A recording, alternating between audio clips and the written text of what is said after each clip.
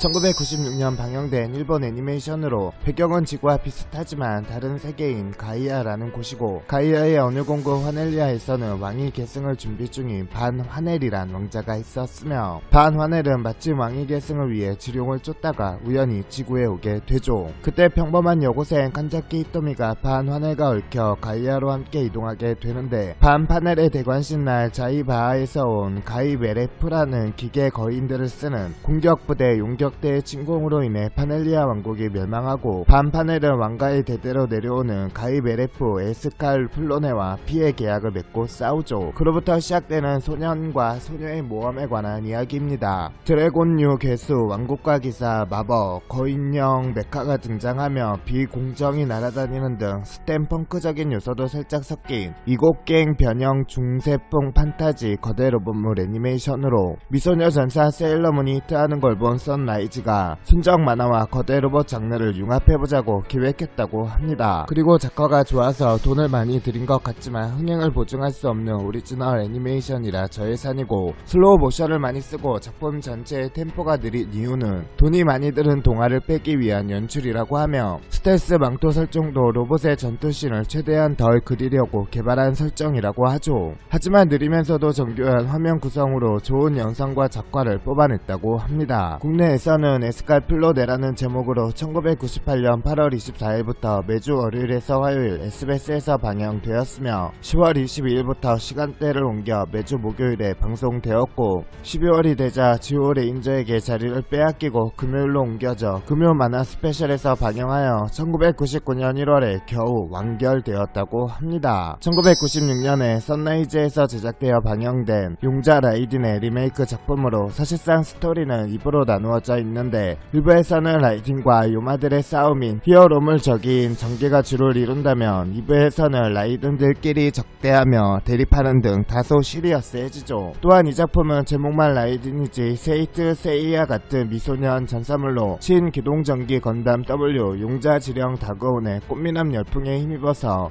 등장인물들은 거의 태반을 미소년 캐릭터로 도배한 데다가 변신할 때와 변신을 해제한 후의 상태가 전라라고 합니다. 용자 시리즈의 7번째 작품으로 원래 제목은 용자 지령 다그온이죠. 주의 악당들을 잡아둔 감옥에서 반란이 일어나 감옥이 통째로 탈취당하고, 악당들이 지구를 노리는 상황에서 브레이브 성인 하나만 딸랑 와서 이들이 지구를 지키라면서 책임 전가 후 돌아가는 엘드란 시리즈가 생각나는 전개로 시작되며, 게다가 지구의 장비들을 사람이 타고 있는 채로 스캐닝한 것을 보면 엘드란보다 더할지도 모르죠.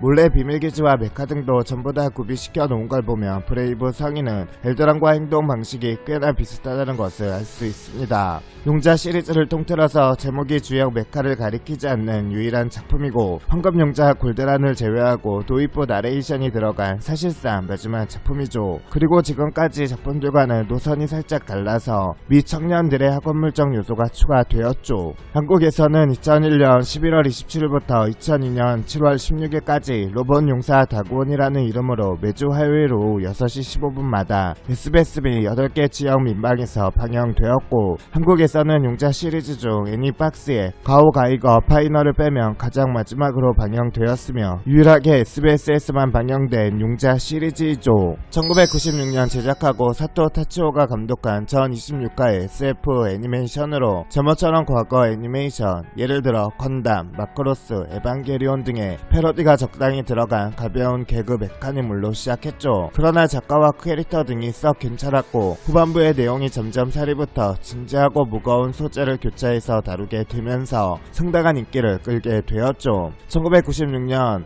아니메주 베스트 애니메이션 부분 2위, 2006년 일본 문화청이 주관한 일본 미디어 예술 백선에서 애니메이션 부분 46위로 선정되었습니다. 한국에서는 슬램덩크 속으로 편성돼 1999년 3월 23일부터 1999년 6월 22일까지 기동전함 나데카란 제목으로 SBS와 7개 지역 민방을 통해 편집될 거 다 편집되어 가며 방영되었고, 이후 대교 어린이 TV에서 2000년 초반까지 종종 반복 방송되었죠. 1997년 12월 12일부터 1998년 6월 12일까지 KBS ETV에서 방영한 26부작 한국 애니메이션으로 만화 잡지 천스에서 연재된 김재환의 컴뱃 메탈 해무스를 원작으로 하고 있으며, 극 초반 1에서 2화는 안정적인 작화, 깨알같은 개그, 전차의 특성을 살린 전개 등으로 나눠 나름대로 독특한 인상을 심어줬으나 그런 흐름은 아쉽게도 초반부가 지나며 중반부를 보면 옅어지고 제작진이 내포하려 했던 환경을 보호하자라는 주제도 작품의 전개가 복잡하게 가면서 자연히 잊혀지게 되죠. 몇 화 후 숨겨진 로봇인 페트론이 등장하면서 로봇의 콕피트에 탑승하려면 전차 내의 워프 시스템으로 탑승해야 한다는 충격적인 사실이 밝혀지기도 합니다. 국내 한국방송공사 방영 시에는 그냥저냥 큰 인기는 못 끌고 볼만하다 정도로 끝이 났지만 의외로 해외 수출까지 한 작품이며 일본과 세르비아에서 방영되었으며 일본 방영 시의 제목은 무지개 전기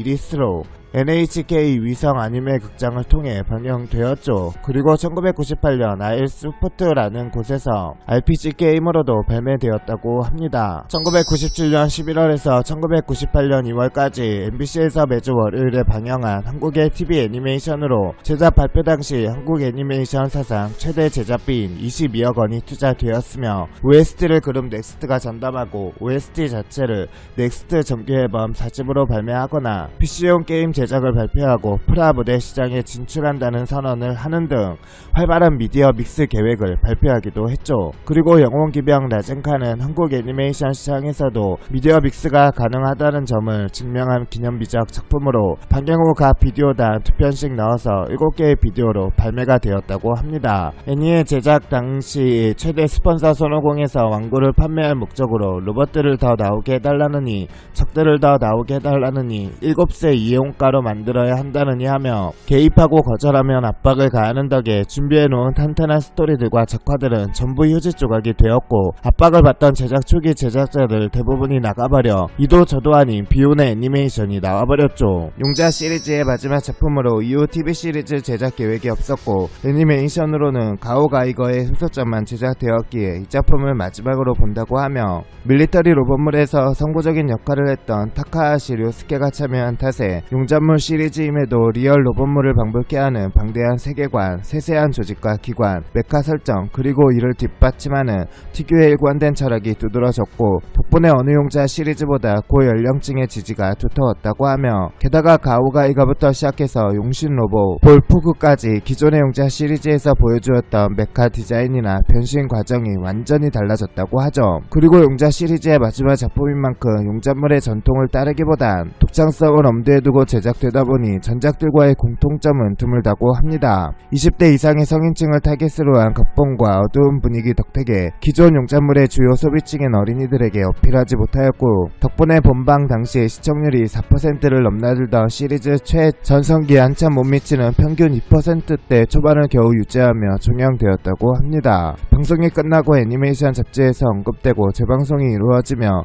입소문으로 재평가가 이루어졌고 완고 판매량 등의 분야에서 다시금 호조를 보였으며 보통의 고전 로봇물 제조명 패턴인 당시 시청층이 시간이 지나 구매력 강한 성인이 된다는 단계를 거칠 필요 없이 바로 성인 매니아층에 어필한 가오가이거는 이 점에서 매우 유리했던 것이죠. 스튜디오 피에로에서 제작한 오리지널 애니메이션으로 닌자 전사 토비 카케의 실패 후에 한참 만에 제작된 스튜디오 피에로의 로봇 애니메이션으로 네오랑가라는 정체불명의 거대한 고대 기계 로봇의 등장으로 벌어지는 일본 사회의 변화, 그로 인해 벌어지는 시마바라 세자매의 변화된 일상을 그리고 있고 일단 거대 로봇물로 분류할 수 있으나 거대 로봇이 싸우는 것이 시나리오의 중심이 아니므로 로봇 애니메이션 팬 사이에서 로봇 애니메이션으로 인지되지 않는 경우가 많다고 하며 거대 로봇의 등장으로 벌어지는 일련의 사건을 그린다는 점에선 오히려 고질라와 같은 괴수물에 가까운 작법이라고 합니다. 딱히 눈에 띌만한 흥행 포인트가 없어 흥행에는 완전히 실패했으나 망작은 아니며 지금도 소수 매니아와 작화 매니아 사이에서는 자주 언급되는 작품이고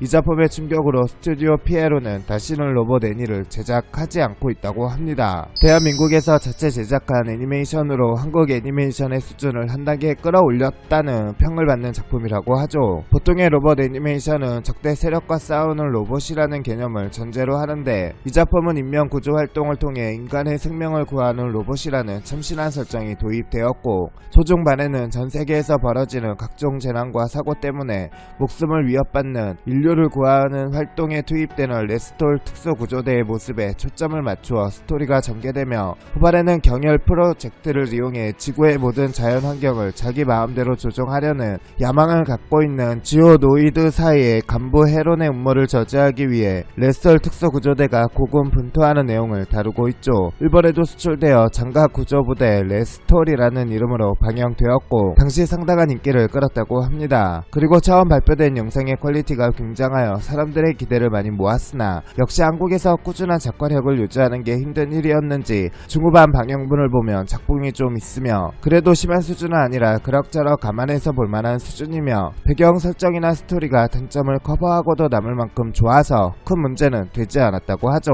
기동전사 건담의 방영 20주년 기념작으로 토미노 요시유키 감독이 제작할 일명 최후의 정통 건담 시리즈이죠.